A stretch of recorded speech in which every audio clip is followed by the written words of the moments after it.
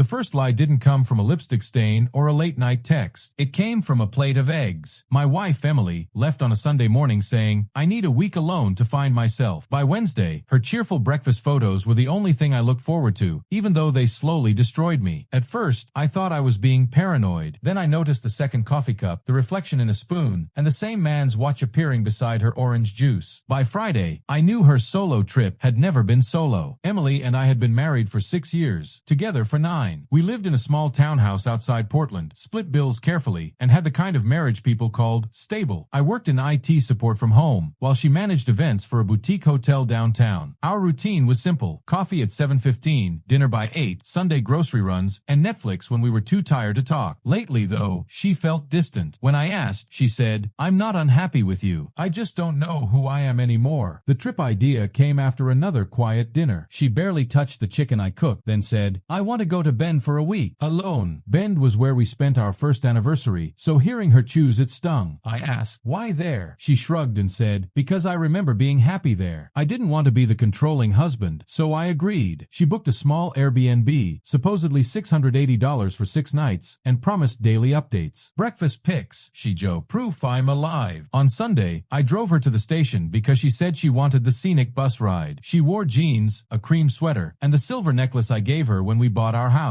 Before stepping out, she kissed my cheek and said, "Please don't overthink this." I smiled like an idiot and replied, "Just come back feeling better." That night, she texted a photo of soup from a cafe and wrote, "Already breathing easier." I believed her because I wanted to believe the woman I loved was still choosing us. Monday morning, her first breakfast update arrived at 8:03. Pancakes, berries, and black coffee at a place called Juniper Table. "Treating myself," she wrote. I zoomed in because the pancakes looked amazing, not because I was suspicious. But at the edge of the photo, there was another plate, half cropped out, with toast and eggs. I typed, "Made a friend already?" She replied 3 minutes later, "LOL no, crowded cafe, shared table." It sounded reasonable. Still, something about the angle felt intentional, like she had tried to hide more than food. Tuesday's photo came later, around 9:40. This time it was avocado toast and a latte with a heart in the foam. Her caption said, "Slow mornings are healing." I noticed 2 room keys beside her napkin. One had a blue keychain, the other black leather. When I asked, she said, "Airbnb key and mailbox key." Relax. That word bothered me. Relax. She only used it when she thought I was being inconvenient. I didn't reply. Instead, I opened our banking app and saw a $112 charge at a restaurant Monday night she never mentioned. By Wednesday, I was watching her updates like evidence. Her breakfast photo showed a cinnamon roll, orange juice, and a shiny spoon catching part of the table. In that tiny curved reflection, I saw a man's hand holding a phone. The wrist had a dark watch with a red band. My stomach went cold. I knew that watch. It belonged to Ryan, her coworker, the guy she always described as basically my work brother. I texted, "Is Ryan in Bend?" She didn't answer for 47 minutes. Then, "Why would you even ask that?" I called her. She rejected it, then texted, "I'm journaling. Don't ruin this." That sentence flipped something in me. I searched Ryan's Instagram, but his profile was private. Then I remembered his girlfriend, Maya, followed me after a hotel Christmas party. Her story from Monday showed a suitcase by her door with the caption, "When your boyfriend says it's a work retreat but packs cologne." I messaged her carefully, "Hey, weird question. Is Ryan out of town?" She replied almost instantly, "Bend. Why?" I stared at the screen until my hands started shaking. Maya and I compared notes over messages. Ryan had told her he was attending a 3-day leadership training at a resort. Emily had told me she was alone in an Airbnb, but both had vanished the same Sunday. Maya sent me a screenshot of Ryan's credit card alert from Juniper Table on Monday morning. The amount matched 2 breakfasts. "I'm driving there tonight," she wrote. I said, "I'm coming too." By 6:30, I was on the road in my old Corolla, fueled by gas station coffee and the terrible hope that somehow we were wrong. We reached Bend close to midnight. Maya had Ryan's shared location because he forgot to turn it off. It led us to a lakeside cabin, not the Airbnb Emily claimed. A warm light glowed through the curtains. My heart hammered so hard I felt sick. Maya whispered, "Do we knock?" I nodded because hiding would only make us smaller. Ryan opened the door wearing the same red-banded watch. Behind him, Emily stood frozen in my cream sweater. She said my name like I was the one who had betrayed her. "You shouldn't be here," she whispered. The twist was worse than the cheating. Emily didn't cry at first. She got angry. "This trip was supposed to help me decide," she said, like that made it noble. "Decide what?" "Whether to leave me for a man who still lived with his girlfriend." Ryan mumbled, "It wasn't supposed to happen like this." Maya laughed once, sharp and broken. Then she said, "You planned a fake training." She planned a fake healing retreat. That sounds exactly like how it was supposed to happen. Emily finally admitted they had been seeing each other for 2 months. I drove home alone before sunrise. Emily kept texting, "Please talk to me." I was confused. I didn't want to hurt you, but she had hurt me with planning, receipts, staged photos, and careful lies. When I reached our townhouse at 5:18 a.m., I put her messages on mute, made coffee, and sat at the kitchen table where we used to plan grocery lists. At 9, I called a lawyer. By noon, I had moved half our savings into a protected account, exactly what the lawyer advised, not revenge, just survival. Emily came home Saturday afternoon, dragging the same suitcase she left with. She looked exhausted, not transformed. "Can we fix this?" she asked from the doorway. I wanted to scream, but my voice came out calm. "You didn't take space from our marriage. You took a test drive out of it." She cried then, real tears, but they didn't undo anything. I gave her 2 options: stay in the guest room until she found a place, or go to her sister's. She chose her sister's after I refused to hug her goodbye. The fallout was ugly but clear. Ryan lost Maya, then his job after the hotel discovered he had lied about work travel using company contacts. Emily's sister called me once, saying she made a mistake. I replied, "A mistake is forgetting milk." This was a week-long performance. During mediation, Emily didn't fight much. Maybe guilt finally caught up. We sold the townhouse 3 months later. I kept the dog, Murphy, because Emily admitted she couldn't afford a pet-friendly apartment. For the first time in years, my evenings were quiet without feeling empty. 6 months later, I visited Bend by myself, not for revenge, not for closure from her, but to take the place back. I had breakfast at Juniper Table and ordered pancakes with berries. When the server brought 1 coffee cup, I smiled harder than I expected. Emily still emails sometimes, usually around anniversaries, saying she hopes I'm well. I don't answer. The truth is, betrayal rarely arrives as one dramatic confession. Sometimes it shows up quietly, in tiny details someone forgot to crop out, and once you see it, you can't unsee yourself becoming free.